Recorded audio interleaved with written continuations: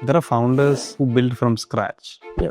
For you, on the other hand, you have inherited a legacy and you've taken it to another level altogether. Did you always wanted to step into a family business, or did you want to do something on your own? Did you want to work abroad? How was it like? Actually, I was working for American Express for a while. I was in Australia, had a really good life. I used to earn about $900 a week. I was quite satisfied. I had a good car, an apartment to myself. And then after I think a few months, my dad called me and said, "Hey, listen, wrap up, come back. Probably they said the Marwari ka ladka hai. You have to come back." So And then you came back. I was forced to come back. All right. And how was the journey after that? I had no clue getting into a company like this. And for 1 year, it was battle in the office. Jai Hind is known for strength it is set in the domain of iron, steel and TMT. Beyond all that, who is Divyakumar Jain, the founder? We've seen founders inherit legacies, but very few have what it takes to carry it forward, to shape it, and to stay human through all of it. Divyakumar Jain, our guest today, is at the helm of one of India's largest steel brands. And behind that scale is a quiet story of grit, standards, and emotional weight. This is that story we are exploring today. Let's dive right in.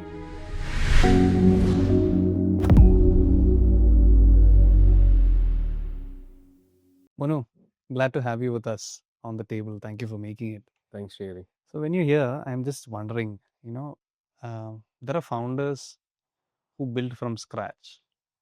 Yeah. So for you, on the other hand, you have inherited a legacy and you've taken it to another level altogether. So Jai Hind is known for the strength it is set in the domain of iron, steel and TMT. Beyond all that, who is Divyakumar Jain, the founder? And that is a very unique name. Can you tell me about a bit about your childhood? Do you really want to know? So, Divyakumar Jain. So, Divya is what people used to call me in school. So, in South India, Divya is and nobody calls you Divya. They call you Divya, which is a girl's name. Okay. So, since I was growing up in my school days, I remember every year when teachers used to come, they used to ask me, "Okay, come on, introduce yourself." And then we had to all get up, introduce yourself. And then when people used to, including teachers, used to make fun of me. So you can imagine how my childhood would have been. Like from teachers to students making fun of me because of my name. Although my parents used to come and always say, "Hey, listen, such a beautiful name. It means divine and all that." So and it is only I used to always tell them that you be in my position and hear the brunt that used to happen in school. But anyway, that shaped me to who I am. It made me a very shy, timid, but very grounded sort of a person. I always wanted to be behind the scenes, to be, in camouflage myself within the crowd. Never wanted to be, exposed or outside. So that's what shaped me and built me. So I think looking back also, when you told me about your childhood, I think that is also a precursor to Divyakumar Jain, the leader. I think that is fuel to Divyakumar Jain, the leader. Is that the case? You wanted to go out there, prove your mettle. True. See, actually, it's true because although I always had this sort of fire inside me all the time, but I've never got this opportunity, or I was always so shy of coming out.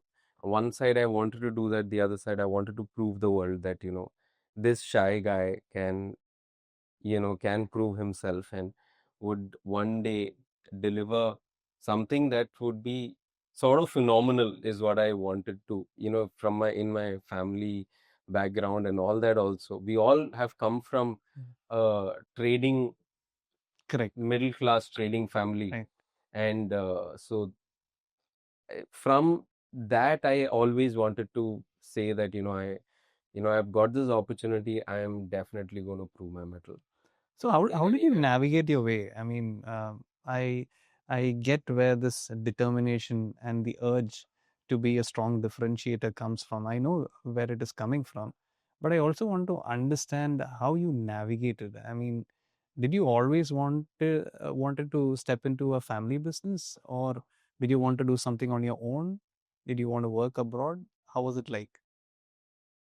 So I'll tell you this certain thing. So actually, I was working for American Express for a while. I was in Australia, had a really good life. I used to earn about $900 a week.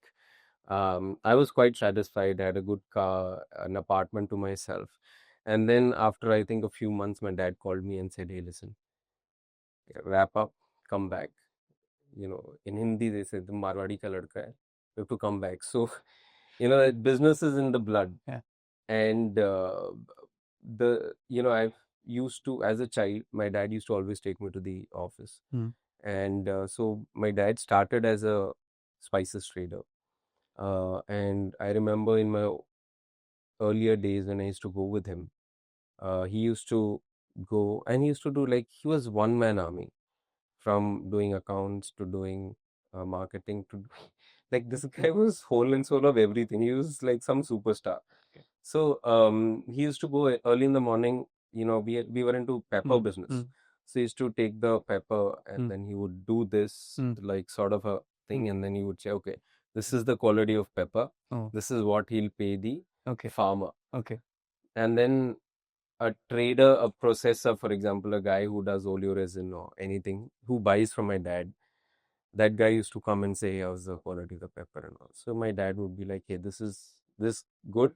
This is what you need to buy. So that trader, I remember him telling, if your father has said this is good quality, I don't want to second judge it. I'll take it on the face value. And that's when it hit me. Business is not about doing these transactions. It's about that trust and legacy. And I don't know how to do it because I'm not that magician who would do this. And actually it scares also. Has he ever Like, told you how he does that?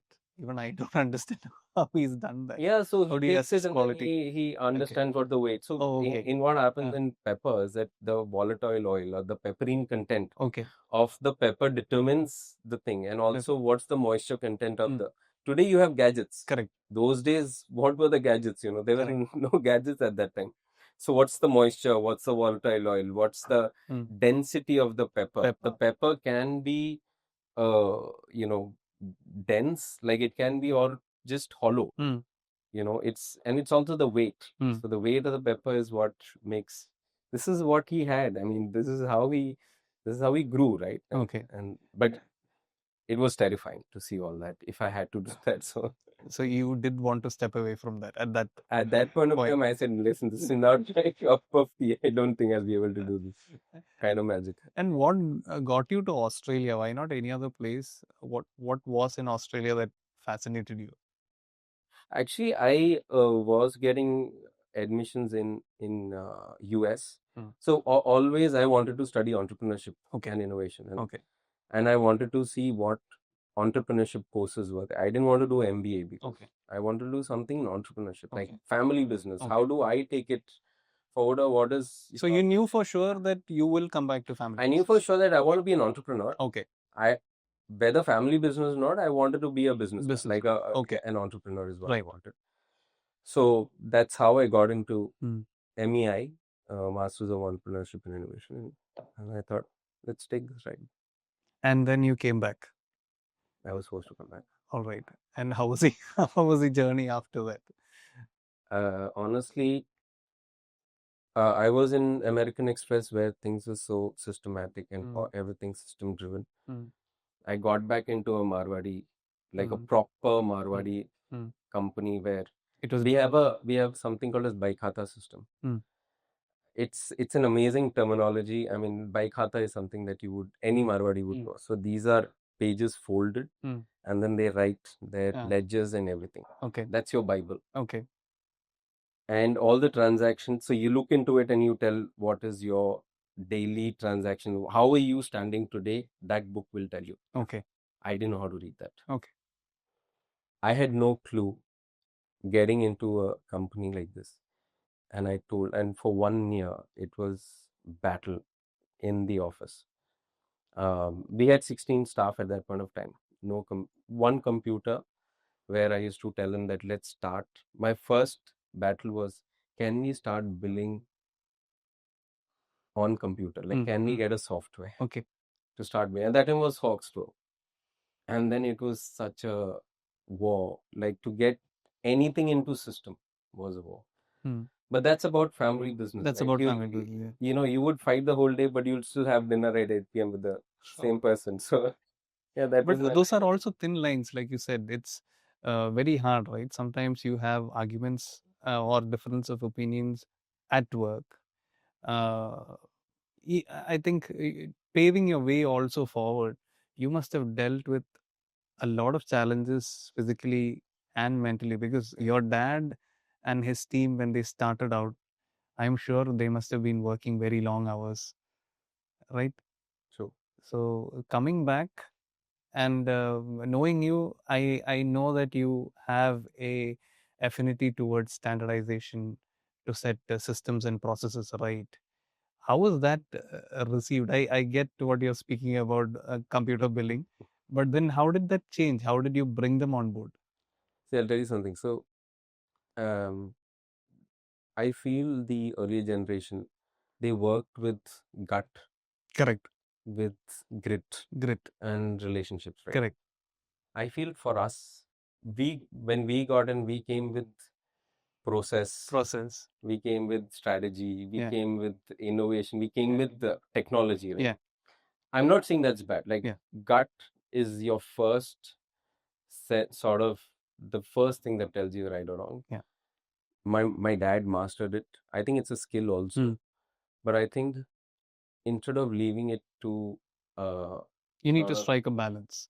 in no, but also that's leaving it to universe, right? Okay, whatever happens, I accept, sort of a thing. To take it into process where I know, or at least I can determine to a certain extent what it could be. Correct. Just to make it future proof. Yeah. That's where I come from. So, uh, so I think that was a major difference. Like your, is it your gut or is it the process, right? Is it your grit or is it the systems? Or is it the relationship or the process? I'm just thinking that this is how those were the things, and if you can balance it both together, I think that's a great combination. And also when you're growing at scale, you would also go through a lot of turbulence. The pains of growth will automatically come with it. How have you dealt with it? How has the family dynamics evolved over time? See, the thing is that we have been traders for generations. Actually, if you see the Marwari community as such, has been traders for centuries, and we nomads. Like we've been like all over, right? People have left Rajasthan in the 1950s, and what everything they have done is only trading. And trading is always about instant gratification. And they've come from scarcity. I get it. They come from scarcity. For them it's their everyday buy and sell. That's the drive, and it has always been about survival. I think the next generation is not.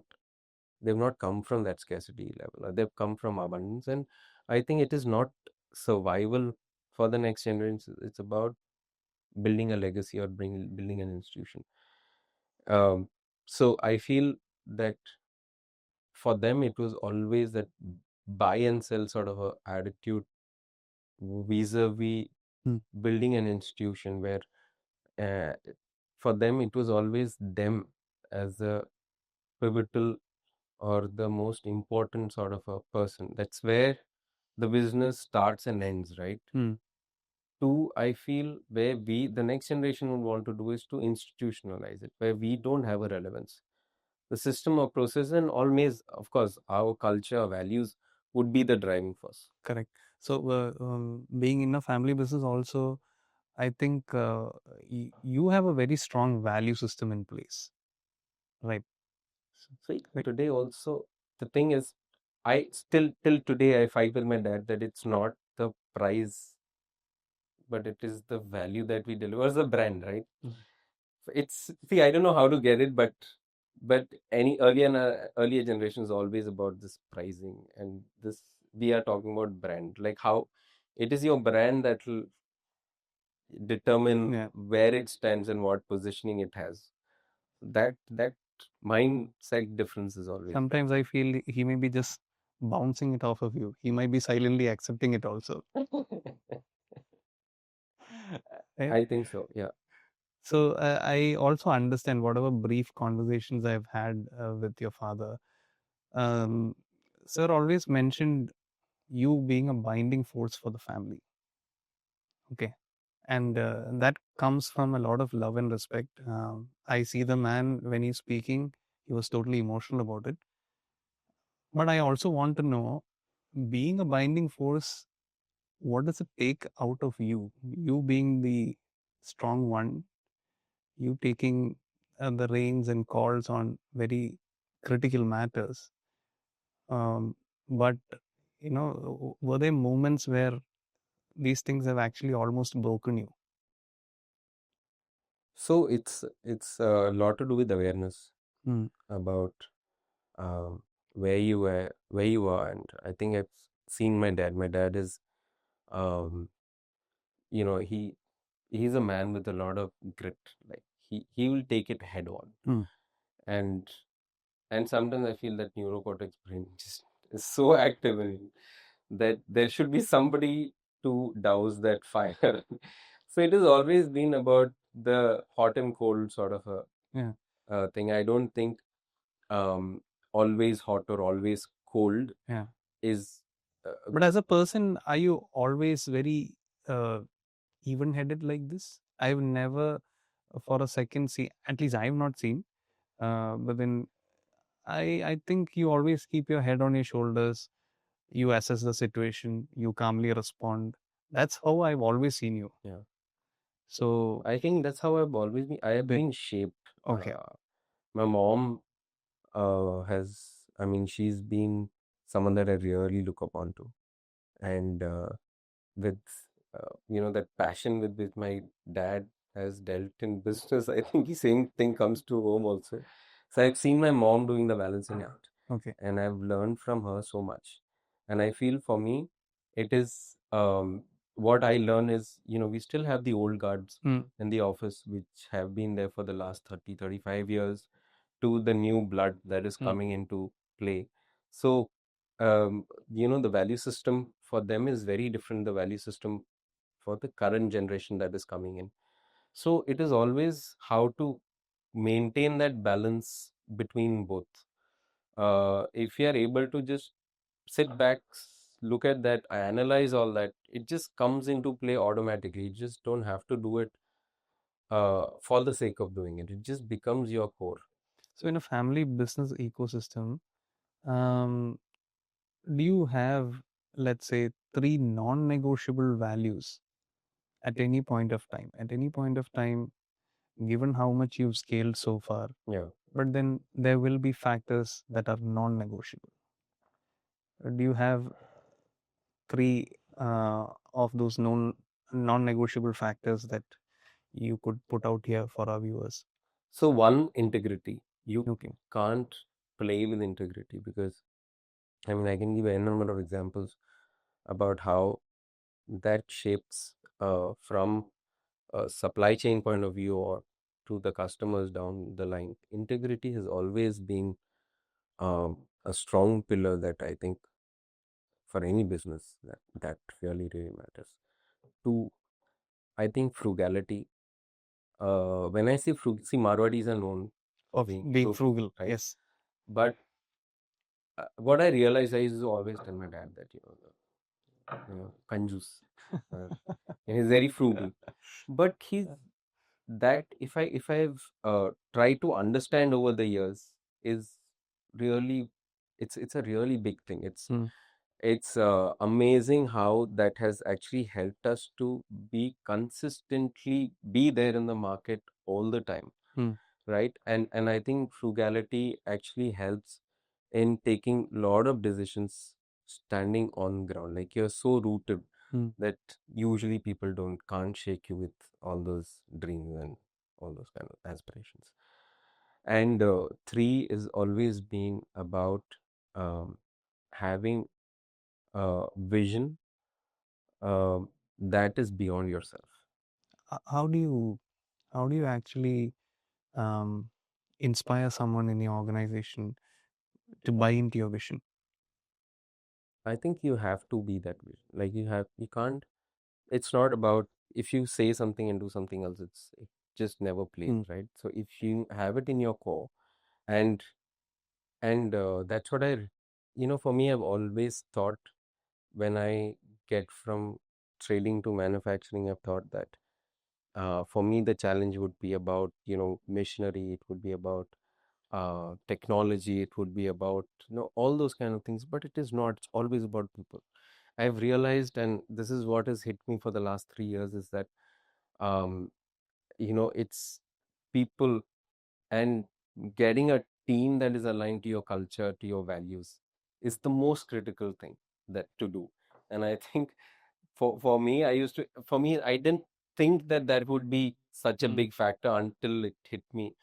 uh, I've had people walk out, I had mishires, I've had all those kind of things, but we can't negotiate on I'm that. also curious about something, Mano. For such a level-headed person who makes very quick decisions on your feet, you're assessing market conditions, you have a lovely family around you.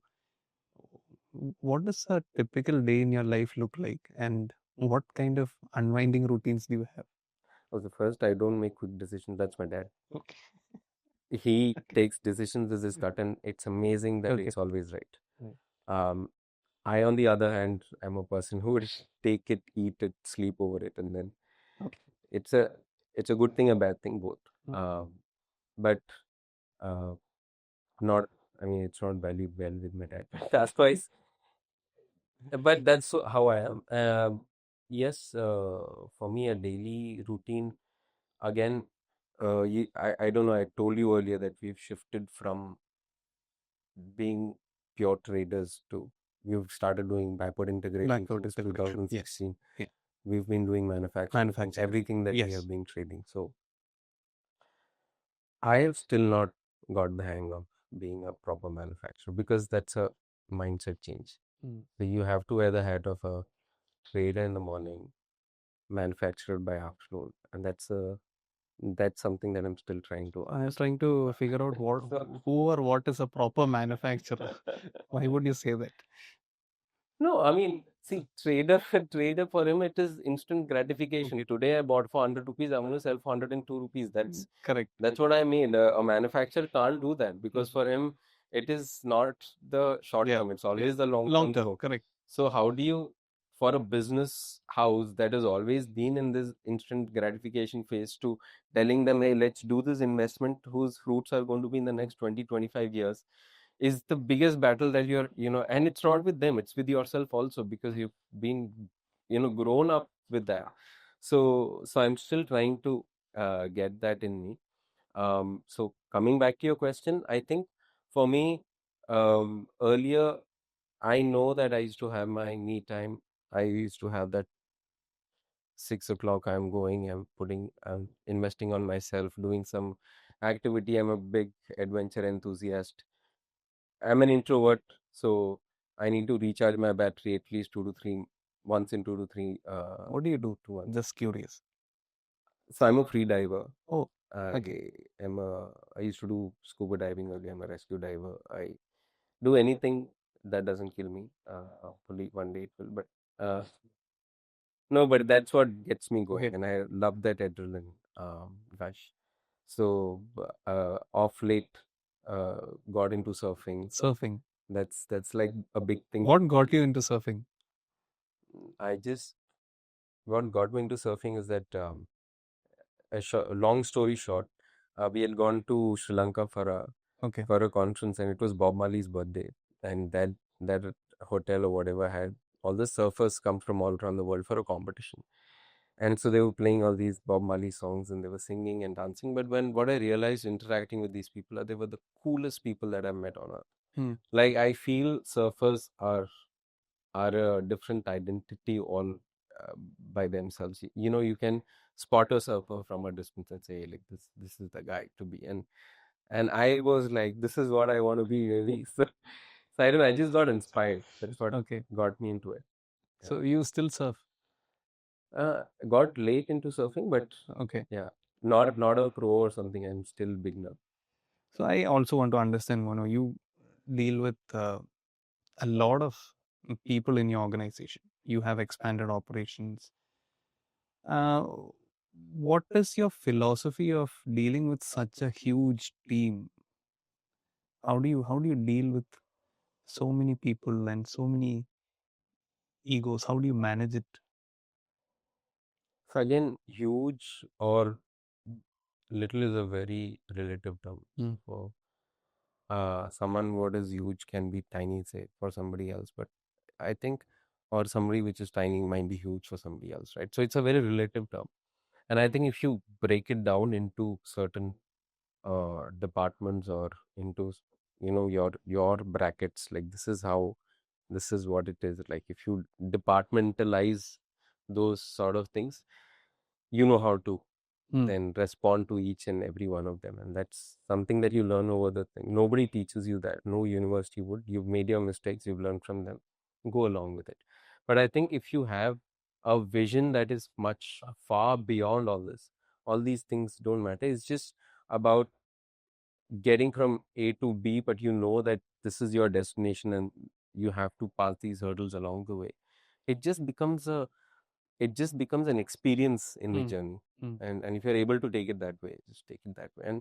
And what I learned is also that, I mean, I would love to have people come along with me for as long as it is possible. And we have had that legacy that once people join our organization, very hard to leave. And that attrition ratio in our used to be like really really low. But now things are changing, culture is changing, people are changing, attitude is changing. So What is something maybe you heard people say? Maybe you won't say it yourself, but your team, how do they talk about you? Maybe something you've come across. yes, what I've come across is, okay, that he's easier to talk to. I mean, Okay. it's Yeah.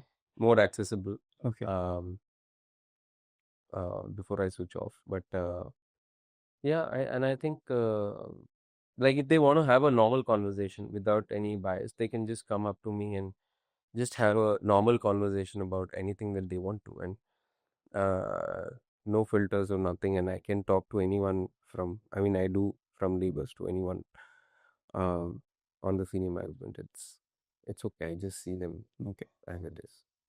So this leads me to a very pivotal question. You seen your dad build your business. You taken the baton from him, and you're riding on, and you're still in pursuit of what do you say, creating a difference to how the business was earlier built. Yeah.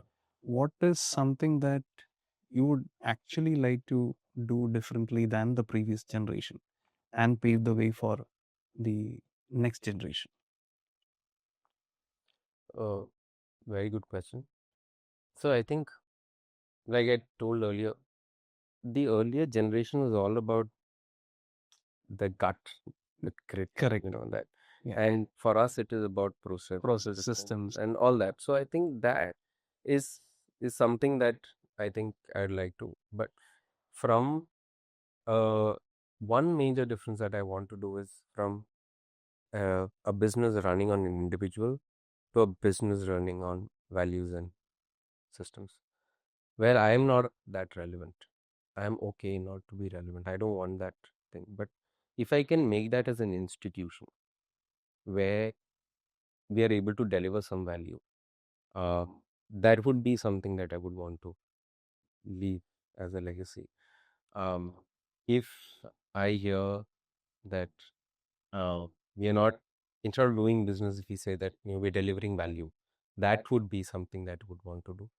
If my children would come and say that, hey, I would want to take this forward, that's what I would want as a legacy, because today everyone, it doesn't mean a doctor's son will be a doctor, whatever, right? So a businessman's son would be a businessman, but tomorrow if our next generation comes and says, hey, listen, I want to take it forward, I mean, they see it, then I would say that that's You speak with such clarity, such precision. That is hard for a lot of founders. Okay. I doubt if most founders have that, especially when they're carrying the weight of legacy on their shoulders. So I just wanted to ask you, what is it, one defining moment for you when, you are dealing with a legacy business and, maybe it transformed the way you think about family business dynamics? it's a early on in my business, like when I just started going to the office, there was this one incident that actually changed the way I saw it. I was, I think, in just initial days of business, there was one uh, supplier who had come from Chennai, and he was sitting with dad, and he was saying that, hey, take my product and whatever. Hmm. And then I'm thinking, there's so many people in Kerala. Why does he want to come? I mean, that's a multinational company. It's fantastic, like a really big company that wants to come into Kerala. So he came to my dad, and my dad is like, okay, yeah, we'll see, whatever. Hmm. And then I asked him, like, and I was just hearing the conversation, and then this guy said, hey, listen, payment is okay. Whenever you want to give, it's okay. That's not the problem. I just want my brand in your network. Hmm. And I'm thinking to myself, he doesn't care about payment. He doesn't, like, what does he want? Like, he just wants his brand in my network. And that's when I realized that, you know, this kind of trust, or this kind of thing that somebody has, that they're ready to put up everything. And it's a multinational company, mind you, where they have all those things. He's just saying, and he's talking to my dad in his language, right? Not in all those jargons. He just comes and says that, I just wanted to put my brand in your network. And I'm not worried about my payments or whatever you can give. And we have always had this system of paying in advance. Hmm. We've always been the best pay masters. But as a Marwari, and he's best in negotiation also. So I used to always think my dad will be negotiating his way through it. Hmm. But this guy, whatever it is, he said, whatever it is, I'm okay. Your price, but I want my brand in the network. And that's when I realized that The power of trust. this is so big, and I don't know how to take this forward, right? Yeah. It's again scary to see all this in the initial stage, Hmm. and all that. And that's when I said that, that's something that I'm irritated. It's not just that business, it's just that it's also that trust, legacy, everything that follows along with it. And that's intangible. That goodwill is so intangible, you just can't say or put a value to it. At what point will you retire? I don't think that word exists in anything. Okay. I think if you're passionate about anything, it might not be business for And that's that what I'm matter. It asking. just Yes. can't be business or whatever. Anything that you do with passion, you just keep doing it. So I'm just talking about the fact that, okay, maybe you see a point until where you can take the group forward and then you step aside for the next generation. Yeah. And probably like some companies do, you will be the chief visionary officer or something like that. So what do you plan on doing then, or do you have such a thought in? I've not thought about Oh, this. Honestly, okay. I've never thought about retirement. I've not thought about I want to be a visionary position or Okay. anything. But as long as your purpose is there in business, I think we have to stay in business for the purpose that you stand for. The day it is gone, I think you'll have to step down and ask the next gen to take it over. So remove all the labels for a second. uh, Today, how would you just define yourself other than being called, uh, being part of the Jai Hind group? How would you define yourself? Who is Mono or Divyakumar Jain, the human being? What would you do? So if you can just rephrase your question. I just wanted to understand. We are speaking, our narrative is primarily around founder and founder witness, right? Yeah. So we've gone a long way speaking about the impact of family dynamics on businesses, the scale, the weight of tradition and legacy, Yeah. all that. So, putting all that aside, who are you as a human being today? How have you evolved from that little boy Mm. who was being made fun of at school Yeah. um, to, harnessing that inner power within you and, bulldozing anything in your path and showing that, you can actually transcend barriers. You are going on. I mean, nothing's stopping you in your way, but then what is it that defines you today? I'm not talking about you as a leader, as a human being. What I is it that understand. defines you today? So how I understand your question, eh, I think adventure sports is always uh, You like built doing to. crazy stuff. I think that is what keeps me going. I think Okay. I need that adrenaline. Okay. Otherwise, whether it's in business or in daily. I mean, you just can't have a normal life. Free My diving, thing has to. free diving, surfing. Next is what? Cliff jumping, I've skydiving. done cliff jumping. Okay. It's fun. I Okay. got bitten by a jellyfish after that, but it's still fun. Yeah. What other crazy things do you see doing? You see yourself doing?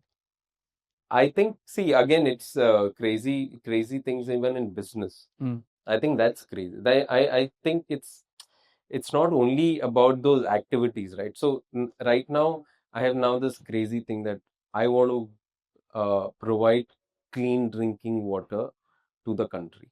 Okay. Now, you look around, you will only see these plastic tanks people are drinking water with. And after COVID, I realized that this is the most poisonous thing that we have done to our country, like giving them or people drinking from that water that gets the amount of um, I don't know, radiation or whatever you call it. It's so cancerous drinking that water from plastic tanks. And every time I used to go to Southeast Asia, I used to see that plastic has never come in their life. They've always had water either from these earthen pots, went to cement, and now they've been using steel tanks for the last 20 years. And we have not come to that, and I don't know why. And when I came back, I started doing a market study. We did a pilot project. I realized that a PVC tank is 7,000 rupees for 1,000 liters. The same thing is 35,000 rupees for steel tank. And then first I thought, why would you put value to your health? And then I realized that, okay, maybe, they won't be able to afford it. So that's when it struck to me that if money is the only thing that is between them and the health, can we do something that we can make clean drinking water affordable to them? And that's one crazy thing that I want to do is I to. don't think that's crazy. I think that's a very purposeful thing to do. And No, but how do you change the mindset? Like if see with everything possible, even if I'm able to bring it down to 50%, I'd get the best technology.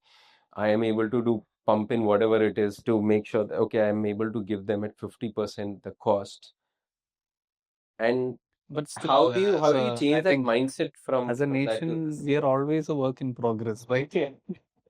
I Yeah. mean, I don't think, yeah, like you said, things don't change overnight. But then, what I look back to and reflect upon in our conversation is a strong attachment to purpose that defines you and redefines you. That's how I see it from our conversation.